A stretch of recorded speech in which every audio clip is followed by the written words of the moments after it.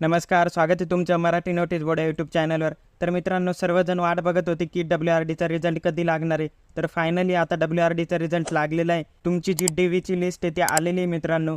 तर सर्वात पहिले आपण बघणार आहोत की त्यांच्यातर्फे एक प्रसिद्धीपत्रक आलेले आहे. त्या प्रसिद्धीपत्रकात काय म्हटलं हे आपण बघणार आहोत. तर आपण इथे बघू शकता तुमच्यासमोर एक प्रसिद्धीपत्रक आहे.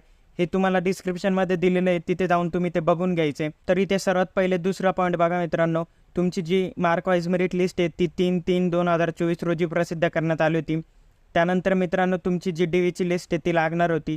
तर इथे तिसऱ्या पॉईंटमध्ये तुम्ही बघू शकता की जी DVची लिस्ट आहे ती त्यांनी त्यांच्या संकेतस्थळावर उपलब्ध करून दिलेली. तर आता इथे चौथा पॉईंट नीट बघायचा आहे मित्रांनो. चौथ्या पॉईंटमध्ये त्यांनी हेच सांगितलं आहे. आता भरपूर जणं म्हणतील की हा फायनल रिझल्ट आहे का? तर हा फायनल रिझल्ट नाही आहे, ही तुमची DVची लिस्ट आहे मित्रांनो. तुम्हाला डॉक्युमेंट व्हेरिफिकेशन करण्यासाठी बोलवण्यात आलेले, त्यासाठी ही लिस्ट आलेली आहे. ज्या विद्यार्थ्यांचं या लिस्टमध्ये नाव आहे त्यांनी डॉक्युमेंट व्हेरिफिकेशनसाठी जायचं आहे आणि त्या आधारावर तुमची फायनल मेरिट लिस्ट लागणार आहे. त्यामुळे तुम्ही हा चौथा पॉईंट नीट समजून घ्यायचा आहे. त्यानंतर इथे खाली पाचवा पॉईंट बघू शकता, दप्तर कारकून, मोजणीदार, कालवा निरीक्षक यांची ही लिस्ट लागलेली DVची. ते सहाय्यक आरेख या पदाची देखील ही लिस्ट लागली आहे. त्यानंतर इथे सहावा पॉईंट बघू शकता, तुम्ही ज्या परिमंडळातून फॉर्म भरलाय म्हणजे तुम्ही ज्या जिल्ह्यातून अप्लाय केलेले त्या जिल्ह्याच्या WRDच्या ऑफिसमध्ये तुमचं डॉक्युमेंट व्हेरिफिकेशन होणार आहे. त्यानंतर इथे सातवा पॉईंट बघायचा आहे, तुम्हाला एक फॉर्म भरायचा आहे आणि तो फॉर्म घेऊन तुम्हाला 2 झेरॉक्स घेऊन जायचं आहे मित्रांनो डॉक्युमेंटच्या. असे तुम्हाला original document plus Xerox document असं संपूर्ण तुम्हाला सेट बनवून न्यायचं आहे. त्यानंतर इथे आठवा पॉईंट तुम्ही बघू शकता, जे विद्यार्थी गैरहजर राहतील DVसाठी त्यांचा पुढच्या प्रोसेससाठी विचार केला जाणार नाही आहे. तर मित्रांनो इथे 9वा पॉईंट बघायचा आहे, हा खूप इम्पॉर्टंट आहे. त्यात असं म्हटलं आहे की आता काही जणांनी काय केलेलं आहे की 2 पदांसाठी फॉर्म भरले आणि 2 वेगळ्या वेगळ्या जिल्ह्यांतून अप्लाय केलेले असे विद्यार्थी आहेत. तर त्यांनी काय करायचं आहे, ईमेलद्वारे त्या WRDच्या ऑफिसला कळवायचं आहे आणि विनंती करायची की तुम्हाला एका DVसाठी दुसरी डेट उपलब्ध करून देण्यात यावी. अशा प्रकारे हा तुम्ही 9वा पॉईंट नीट समजून घ्यायचं आहे. अशा प्रकारे हे पूर्ण प्रसिद्धीपत्रक आहे.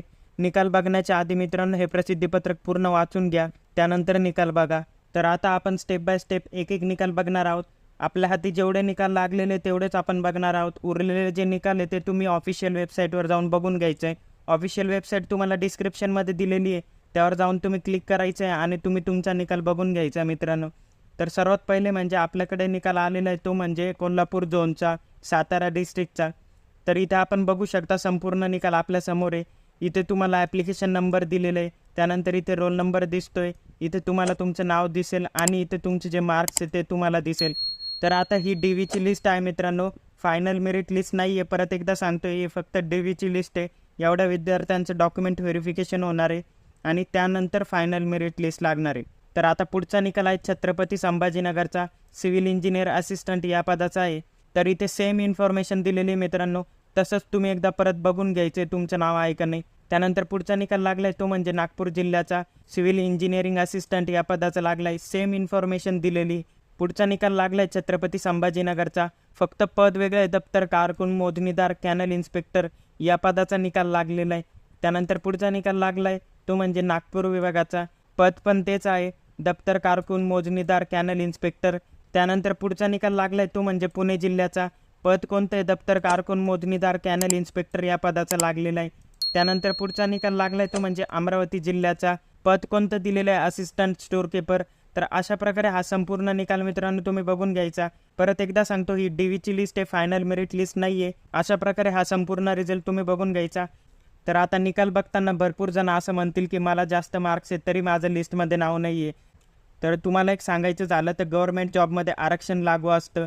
तुम्हाला माहीत असेलच, तुम्ही गव्हर्नमेंट एक्झाम देत असालच तर आरक्षणानुसार या सगळ्या लिस्ट लागतात.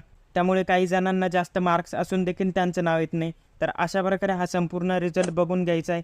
या निकालाबद्दल काही क्युरी असेल तर तुम्ही ती कमेंटमध्ये नक्की सांगा. अशाच प्रकारे वेगवेगळे इन्फॉर्मेटिव्ह व्हिडिओ जर तुम्हाला हवे असतील तर चॅनलला आत्ताच सबस्क्राईब करा आणि हा व्हिडिओ जर तुम्हाला इन्फॉर्मेटिव्ह वाटला असेल तर जाता जाता या व्हिडिओला लाईक नक्की करून जा.